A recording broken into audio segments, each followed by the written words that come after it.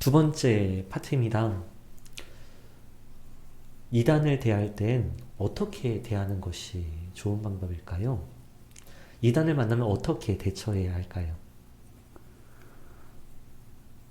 제가 만약에 이단을 만난다면 네.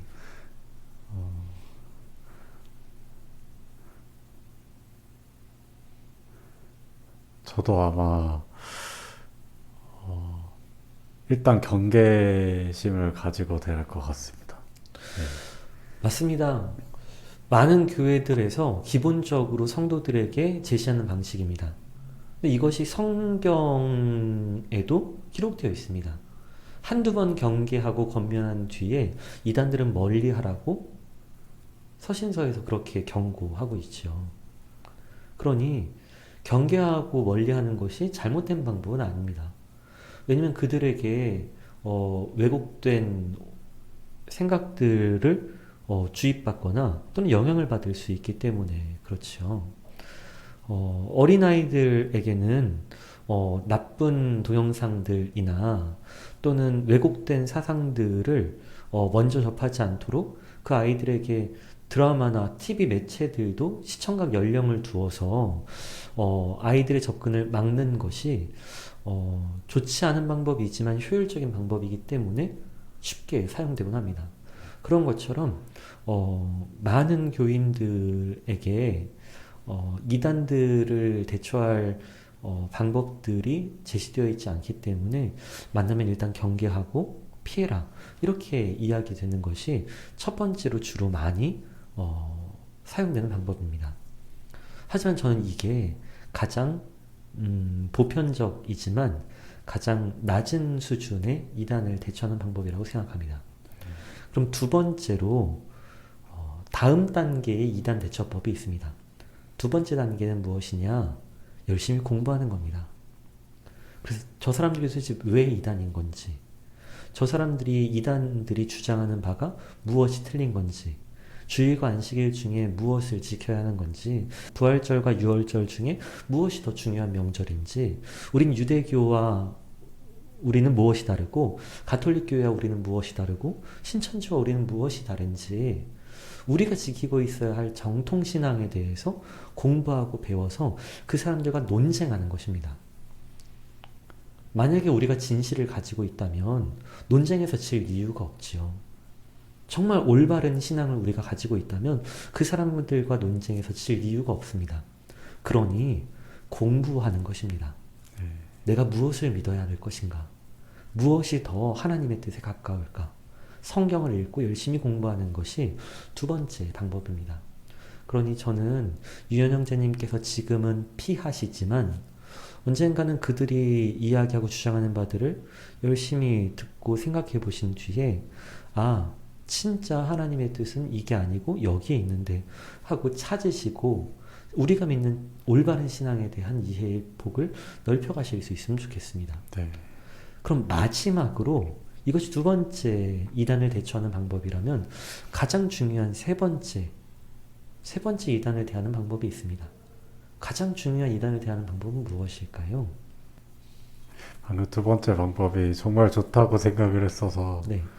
그것보다 더 중요한 방법이 생각이 안 납니다. 유현 형제님, 네. 잘못하고 있는 사람이 있으면 쫓아내야 합니까? 아니면 고쳐주어야 합니까? 고쳐주는 게 더 낫다고 생각합니다. 그런데 이단들을 만났을 때 피하는 건 쫓아내는 쪽에 가까운가요? 고쳐주는 쪽에 가까운가요? 쫓아내는 쪽에 가까운 것 같습니다. 네.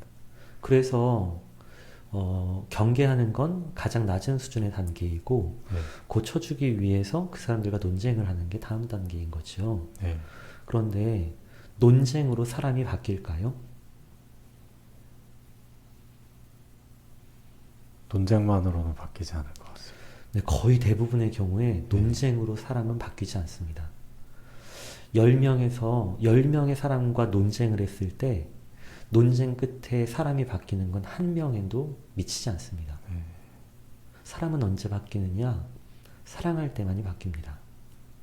사람은 언제 바뀌느냐? 기도로만 사람이 바뀌어집니다. 그러니 우리는 이단들을 배관시하고 멸시하고 무시하고 조롱하는 것이 아니라 그 사람들도 하나님의 자녀라는 사실을 기억하며 그들을 위해서 기도해 주어야 합니다. 그런데 이단들을 만났을 때 그들을 무시하고 조롱하고 비웃는 경향이 있지 그 사람들을 불쌍히 여기며 기도하는 경우는 많지 않습니다. 큰 문제입니다. 진짜 중요한 문제입니다. 이단들을 대할 때 우리는 그들을 흔히 조롱하지요. 비웃지요. 근데 그들이 하나님의 자녀라는 사실을 잊어버린 것입니다. 그들도 하나님의 자녀입니다. 그러니 그들을 위해서 하나님께서 은혜를 베풀어 주시기를 기도하는 사람, 이 사람이 이단을 대하는 가장 훌륭한 사람입니다. 논쟁하지 않고 기도해 주는 것이 더 좋습니다.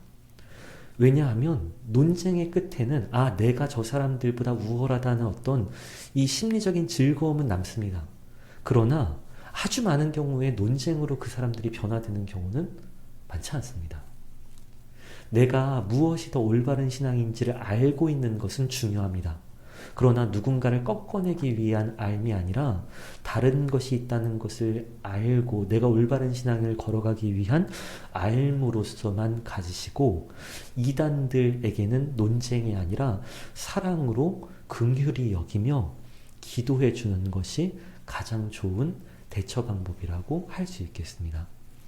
우리도 때로는 지금도 종종 이단들처럼 하나님의 품을 떠나 죄 가운데 쉽게 흘러가는 존재들입니다. 그러니 하나님께서 우리를 불쌍히 여기셔서 길에서 벗어나 있는 우리를 늘 다시 길로 불러들여 주시고 껴안아 주시고 바른 길을 알려주시고 우리를 품어주셨던 것처럼 길에서 벗어나 있는 이단들을 바라볼 때 긍휼한 마음으로 사랑으로 껴안고 기도할 수 있는 우리가 되었으면 좋겠습니다.